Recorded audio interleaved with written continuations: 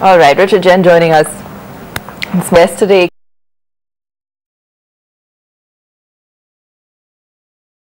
Close as well to that landmark level and also 8,000. How are markets looking to you right now?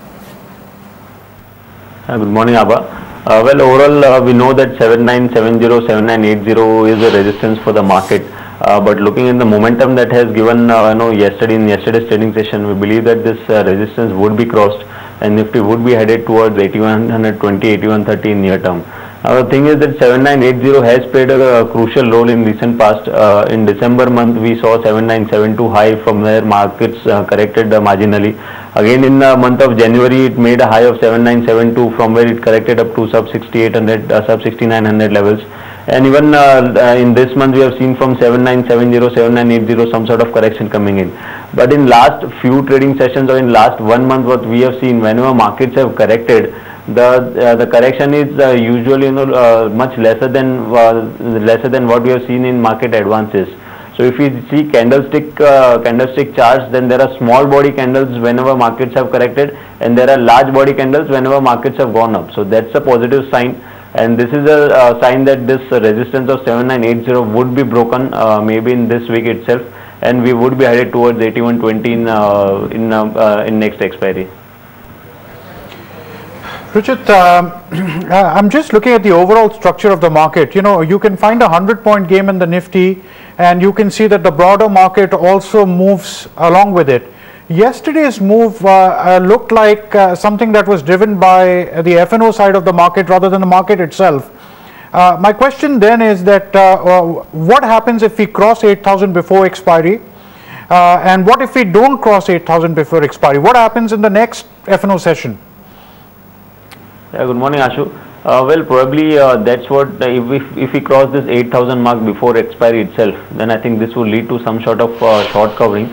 Now, the short covering could lead to fast up move. So what I am talking about, 8120 for maybe next week or so. Now that could be seen before expiry also if this 8,000 is crossed now. That would be purely because of the short covering and a fresh buying itself. What happens when a crucial resistance level gets crossed? So if 7980, 8000 is a crucial resistance that gets crossed, firstly, those shorts which are there in the system, that would come for short covering. Secondly, those who have missed on to the rally would see a breakout level of 8,000 now, and a fresh buying would come. So combination of fresh buying as well as short covering move would lead to a fast up move up to 8100, 8120. Maybe that could be seen up to expiry itself. All right, let's talk about banks, Ruchit. Axis, Yes Bank. Let's get your take on some of these counters. Yeah, overall, if you observe Bank Nifty first, then clearly this lead in last 1 month has been led by the Bank Nifty itself. This up move has been led by Bank Nifty. So I think this positive momentum would continue in the market. Still, banking stocks are going up. Among the banking space, Axis, Kotak, these are the two stocks which are looking positive. Kotak Bank, we have seen last 2 trading sessions, in spite of marginal correction in the market, it has already started moving up day before yesterday itself. So I think Kotak Bank would be the one stock to watch out for further up move from current levels. HDFC Bank has already been a leader. We have not seen much correction in last 12 months in this stock. Rather than showing price correction, it has shown time-wise correction, and now it has again started forming this high top, high bottom. So HDFC Bank, Kotak Bank, Axis Bank, these 3 I think would continue to show positive momentum amongst the banking stocks. Ruchit, yesterday we saw some of these stocks that were moving on the mid-cap side were auto ancillaries. And we also saw a collective mix of some metal stocks. I think the metal index also did some 2% or something. What's your thought there? Anything which looks very strong from a momentum perspective? I think auto ancillaries would do better. The prime reason is, we have seen last 1 month auto pack has done very good. The large cap auto stocks specifically, we have seen some positive momentum after a long time coming in. M&M, Hero Moto, Bajaj Auto, Maruti, all the auto pack has been a leader. Now, after 1 month of up move in large cap auto stocks, the auto ancillaries would now come in to give a follow-up rally. Usually that happens in the market when the leaders give a good positive momentum and they continue with the positive momentum. Then after some time the ancillaries they come and show the follow-up up move. So I think this follow-up move would come in auto ancillary stocks now. What about Maruti, Ruchit? Let's take a look at that as well, particularly post the up move yesterday. Maruti around 3,200 levels when it made a low on the budget day. On that day itself, it had formed a bullish engulfing pattern. So that was a sign that the bottom has been made in the stock and the uptrend would resume over here. We saw a good up move in the stock. Then about 61.8% the stock retraced and again started an up move. So it's clearly a positive sign. Around 4100, 4150 the next logical resistance comes in. So I think the positive momentum would continue up to at least up to 4100 in this stock. So Ruchit, I wanted to take the chart again because sometimes those who buy on margin, I mean, they can't afford to be wrong. So let me just bring Maruti's one-day chart. What I'm looking at this chart, Ruchit, is that looks like there was one big institutional lot bought or whatever, because the stock was flat. All of a sudden when the Nifty rose up, or maybe the Nifty rose up because of this buying, one huge lot got bought and then again the stock went to sleep. And then I'm going to look at a 1-year chart, and in the 1-year chart maybe it's broken a resistance, and you're right, maybe around 3750 it broke a resistance. And then, but if I look at a 1-year chart, Ruchit, this stock basically is like a mountain, which means it had a huge accumulation. It just dropped off the cliff, which means the distribution must have lost 1,000 rupees. How stable is the stock, just from a trading perspective? And I put the charts out there. Yeah, I think if one is looking from trading perspective, then one needs to give more weightage what has happened recently, maybe in last 1 or 2 months what is happening in the stock. And even if you see the 1000 points down move, if you are looking at the 1000 points corrective in the stock, then it needs to be seen from a longer term perspective. So if we see weekly or monthly charts which are long term charts, then clearly the stock is in an uptrend which has been in the formation of higher tops and higher bottom. So what happens that when usually the stock is in an uptrend and such big corrections come in the stock, so that usually that buying opportunity wherein big institutions or the large players coming and they take it as an opportunity to add it to their portfolio. So if we are observing this 1000 points fall, then it should not be clubbed with a short term trading because that fall is a part of the of a long term uptrend in the stock. And if anyone is looking from short term trading perspective, as you have been mentioning, those are buying or selling on margins, then I think more weightage needs to be given on what is happening recently. Now recently the stock has crossed resistance of 3750, higher top, higher bottom. First higher top, higher bottom after this 1000 points correction is in place now. We have a higher bottom in recent correction, and now the previous top has been crossed. So first higher top, higher bottom is in place for this stock now. So I think from trading perspective, one clearly needs to see what is happening recently, and that is a positive trend, a short-term positive trend. So from near term, I would be bullish on this stock, and as I had mentioned, 4100 would be the next target I would be watching for. Okay, that's a call on Maruti. Ruchit, let's get a couple of your strategies going as well. Run us through the stocks that are on your radar this morning. Among the large cap stocks, we are recommending buying SDFC. Recently, the stock has, although the stock has underperformed and has not shown much correction and has not shown much up move, but right now the stock has been consolidating in the range of 1170 to 1080, 1060. And on the daily charts, there is a probability of formation of inverted head and shoulders, which is a bullish pattern. So given that probability, yesterday we had a bullish engulfing candlestick pattern also in this stock. So I think to the higher end of the range, which is around 1170, the stock could test in near term. It's a good risk reward ratio also at current prices. One can buy with the stop loss below 1102 and target of 1170. My next call is a buy call in Petronet. The stock is in uptrend, continuously forming higher top, higher bottom. After hitting a 52-week high or all-time high recently, the stock has been consolidating in a narrow range since 4-5 trading sessions, which is a healthy sign because after an up move, the momentum readings were overbought. The overbought readings have been relieved now. It's a pattern of flag pattern formation, which is a continuation pattern of an uptrend. So I think it would again resume its uptrend. One can buy the stock at current levels.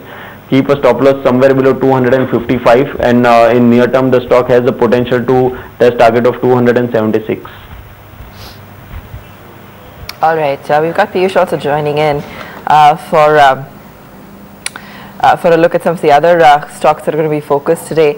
In fact, Bharti Infratel profits have gone up about 19%. Remember, the company's also announced buyback plans of close to 2,000 crores.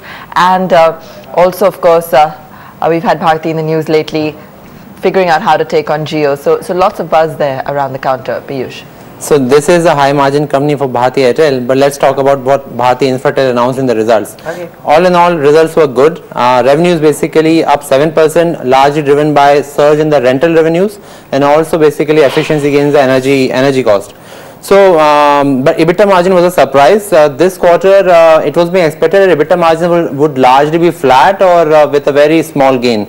But EBITDA margin basically moved up to around 45.7%, which was positive. The basically driving factor was increase in the tenancy ratio and also higher than expected basically energy gains. So as we know, the raw material fuel prices, they basically have declined. So fuel price is a very important contributor to the gains, margin gains. So that has played a part. Now there are two things here. One is this is structural up move for Bharti Infratel because of Jio 4G rollout. There will be more players which will be actually looking to have tenancy on the Bharti towers. So from here basically the margins are expected to go up because more tenancy, same tower, so cost gets distributed, so margins will move up.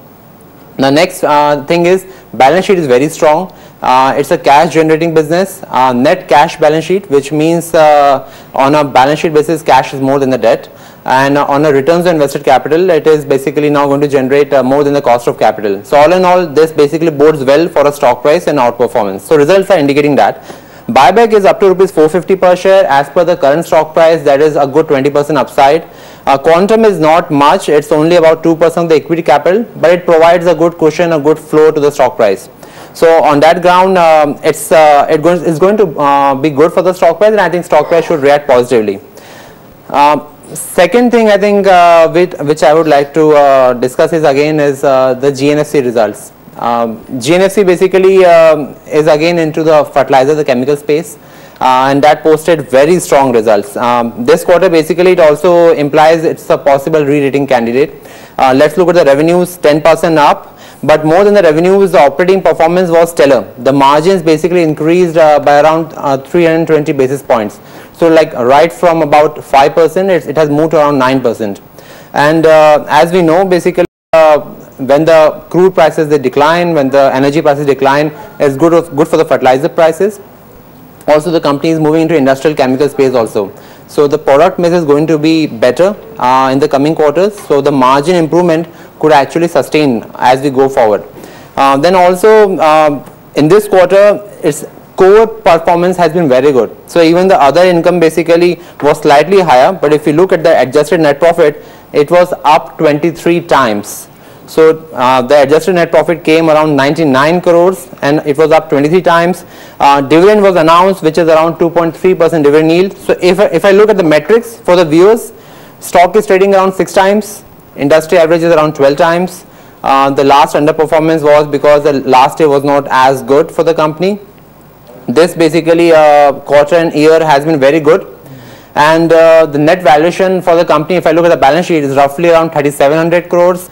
Company is trading around market cap of 1,600 crores. So a good safety cushion here. Good results, trading at inexpensive valuations. So this stock should be reacting very positively today. Okay. We'll also look at a 1-year chart of GNFC and Bharti Infratel. Yeah, can we just bring those two charts up? Let's take a look at the chart. Okay, and so obviously Piyush, looks like the stock's already factoring in some of the good stuff that you said. So yeah, very strong charts. Now on Infratel, I mean, this is where I'm just wondering why the market's not figured out this stuff, because it's been basically stuck in a range. Yes. Just a technical question, but I'm just wondering because GNFC shows the numbers you said. Yes. So in Bharti Infratel, as I was saying, the margin gains were more than what was being anticipated. So yes, we already knew that the fuel prices declined. Diesel is a very important cost for towers. So already, and Infratel, mind you, is not an inexpensive stock. It is richly valued. But again, what the margin gains and margin trajectory the company is talking about, and also improvement in tenancy ratio, is something which will be positive fillip. But more than that, buyback price is always something like a sentimental catalyst for the stock. It just gives you that 450 is upside there. So that basically gives a good catalyst, and consensus valuation is around 500. So not inexpensive like GNFC, but a floor is there because of buyback. Okay, let's take a very quick break. Piyush, thanks for joining us. Some of those other earning triggers. We've got also some views coming in from Mr. Gurumurthy on some levels to watch today and some picks. Have a listen to this. When we come back, we'll also be joined by Gaurav Vidha. Immediate and weak closures of resistance is in between 1780 and 8000. Strong break above 8000 can see the index futures extending the rally up to 8100 and 8130 in the coming sessions. Such a break above 8000 will be a good opportunity for the intraday traders to go long in the index futures.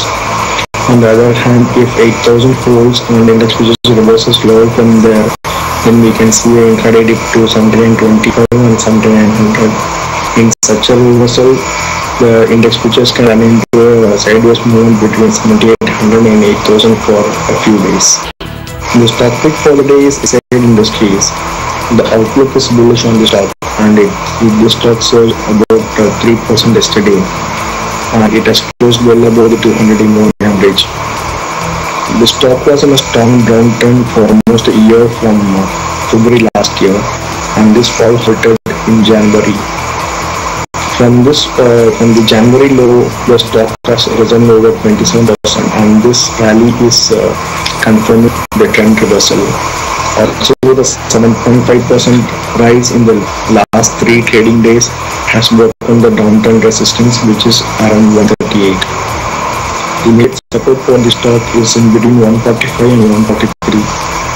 A rise to 151 is possible in the near term.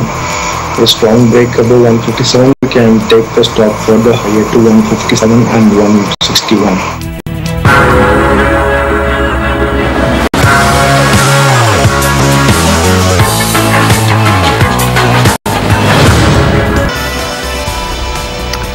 Here with us here on Street Smart, we're in conversation with Ruchit, Jain, Gaurav Vidha also now joining us in the studio. Gaurav, what are you making of the levels? Because yesterday a nice up move, and we seem to be inching up towards, well, we're almost at 8,000 but just not managing to cross it. And the bigger question is, even if we do, will we or won't we manage to sustain that level? Good morning. The kind of momentum that we have seen, it's a buy on dips market. That is, I think everybody would be talking of that as of now. The question is, 8,000 call option commands the highest concentration. That has been the case for past few series. And going ahead, I think it will be acting as a strong resistance. And if we are crossing that, then I think a smooth ride till 8,200, 8,300 cannot be ruled out. Good thing is that sector participation is quite strong. If you look at Bank Nifty, there's no stopping Bank Nifty. And in individual names as well, whether it's PSU banks or private names like ICICI, Axis or Yes Bank. I don't know how the names would react to their quarterly numbers, but if you go by the data, go by the momentum, then they are pretty strong. So just going by the data, it looks that it will at least try to test levels of 8,000, 8,020. Whether it will sustain, that is one. If it sustains, then there's a smooth ride till 8,200. One of the things that becomes challenging in this market is where's the leadership coming from in the Nifty itself. Because Reliance really didn't participate. So where do you think, if you're picking individual stocks within the Nifty, what should you pick, or are you suggesting stay with the index itself? Well, for Reliance, I don't think it has been giving much of a momentum to the Nifty for the last couple of quarters at least. IT would be playing a crucial role. We have what the better data is coming out is that when Bank Nifty is performing, other sectors are taking a breather, and when Bank Nifty is going on a softer note, it's the IT or some of the other FMCG names that they are giving a good amount of momentum. So we have seen that IT has been under pressure, and it's come out with a strong sort of moment yesterday. So if it holds on to the current levels, then I think IT would be the one that will give a push for another 120 points in the Nifty. So if it's not banking, then I think the focus should be on IT. If something like TCS sustains 2500, Infosys sustains 1240, then I expect 4 to 5% jump from those current levels, and that can give a strong push to Nifty. Okay, what are some of the strategies you're looking at as we head into pre-open, Gaurav? Let's just run through some of those. My first recommendation would be buy on Amara Raja Beverage. It's seen consistent long positions. It's been trading in a range sort of. It's come out of the range. Long positions in getting built. One can initiate a long future on the May series. Target would be 1005. One can have a stop loss of 935 in mind. Among the short names, I would recommend going short on Century Textile. It's seen good amount of long positions, but 625, 630 is a zone from where we have seen bouts of long unwinding, and if there's a stopping of Nifty at around 8,000 levels and small dip towards 7,920, 7,900, then I think one of the more vulnerable trading names can be Century Textile. One can have a stop loss of 642 and play for targets of 605. Okay, so lots of strategies to focus on there. Let's just count down to the pre-open, 30 seconds to go, and let's pull up the SGX once again, fairly flat. Remember, 7974 is the lifetime high, 8,000 is where we're seeing stiff resistance, and 8100 is where we're seeing the build up on the derivative side. Now, it's interesting because even yesterday we were off to a really slow start, Ashu, but post those Maruti earnings in the latter half of trade, we saw all the action pick up.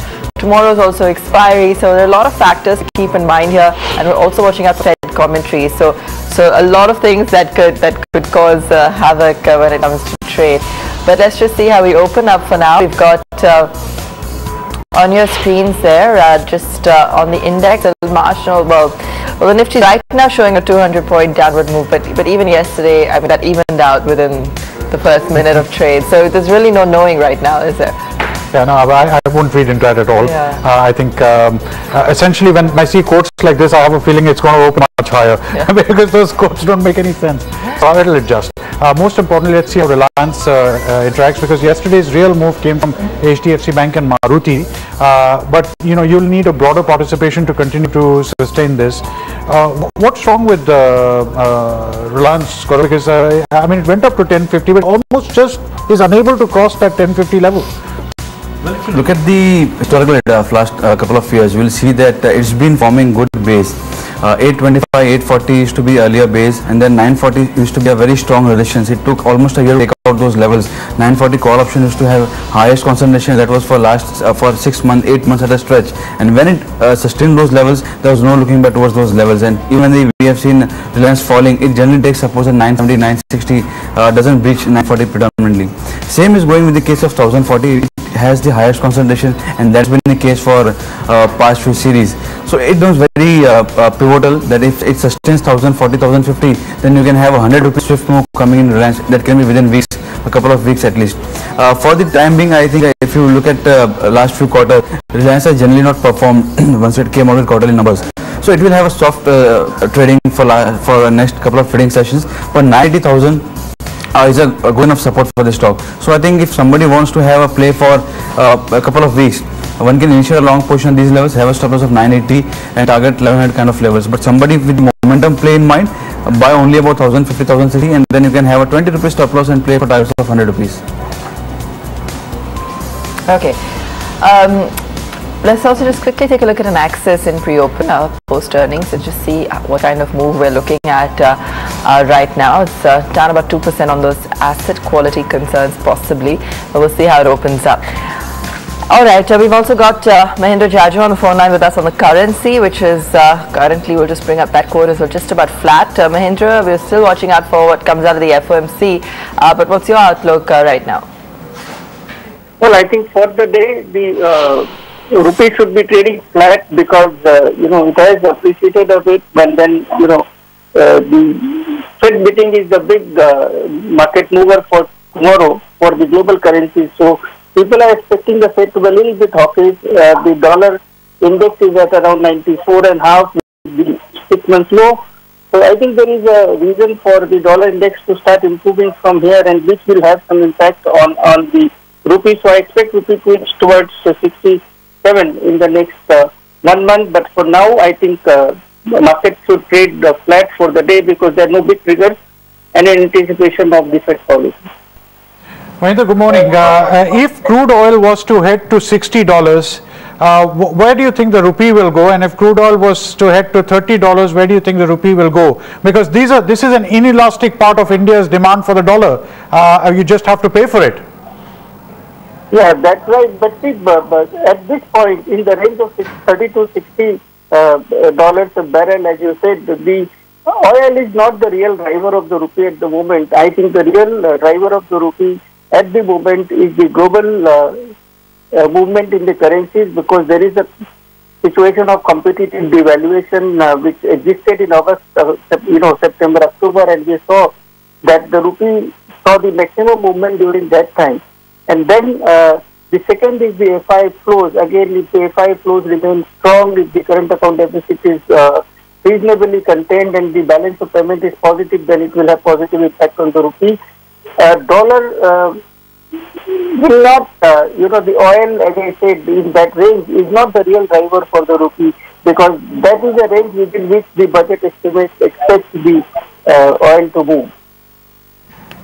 All right, Mahinder, thanks for that quick check on the currency this morning.